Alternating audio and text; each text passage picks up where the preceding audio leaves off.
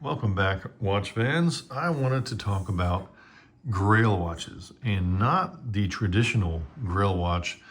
Everybody, well, not everybody, but lots of people love the idea of having a Rolex Submariner or a Vacheron, etc. And these high-end pieces are lots of people's Grail watches. However, I thought it would be interesting to point out that your Grail watch can change over time.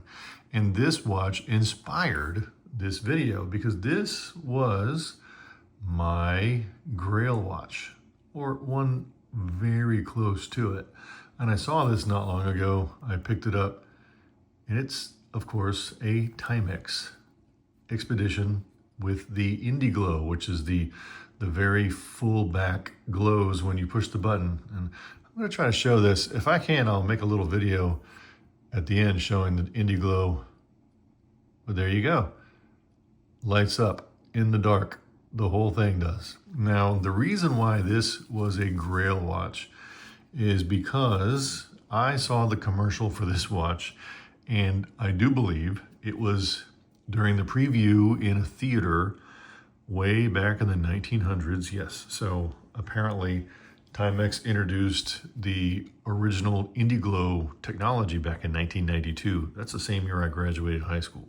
Well, at some point thereafter, they started to expand from their Iron Man series with using this Indiglo into this field watch style. And they actually came out with several different watches that they use this bioluminescence, and the technology is just a really thin little layer that gets electrified. But at the time, I had never seen a loomed watch, and the commercial comes on where there is a gentleman wearing this in the jungle, what it appears to be, and he pushes the button. It's so bright that it attracts a bug, and a bug lands on it, and he shoos it away. And I was floored. I was already a massive watch fan, and I wanted this watch for so long. At the time, it was, I wouldn't consider it affordable, even though now you can pick these up for $50, give or take.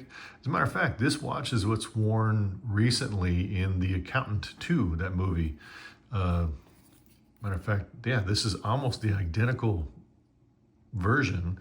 And I do believe this one is the reference number, let's see here, is 50 meters of water resistance. That's all you really need. It's a Scout watch, they call it. The Expedition Scout, and is the name. The reference number has a long number, product T49961. This is the 40 millimeter version.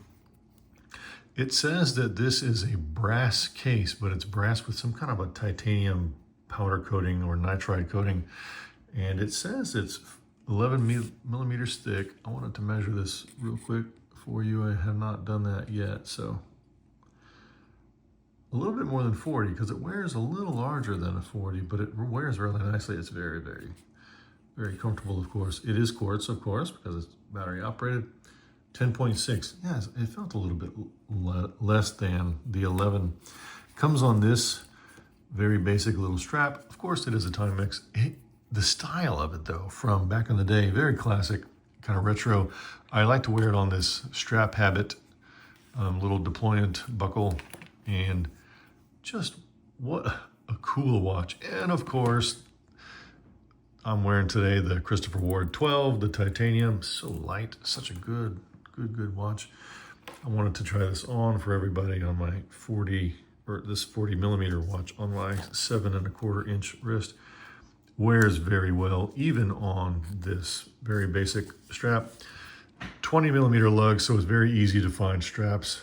But there you go, that is a Grail watch. It might not seem like it, but back in the day, this was a watch that I drooled over. I looked at the magazines, I saw all the advertisements. I thought that Indiglo was the coolest thing ever. And I just happened to find one not long ago, and I figured I would grab it because it takes me back all the way to sitting in that theater being amazed by the Indiglo advertisement. To this day, such a cool watch. All right, well, anybody else who has a Grail watch, put it down below. I don't care if it's a Rolex or whatever brand, put it down below. And I'm going to do a whole series on Grail watches, at least for me, Grail watches, watches that I worked really hard to obtain or that I wanted for a long time that I either couldn't afford or couldn't find, etc. Because I think, watch collecting and the hobby of watches in general, it's a journey. So not everyone takes the same path. Thanks for watching, everybody. Click like and subscribe and keep an eye for this video I'm going to do showing that lume because it's pretty cool. All right, thanks. There you go. So cool.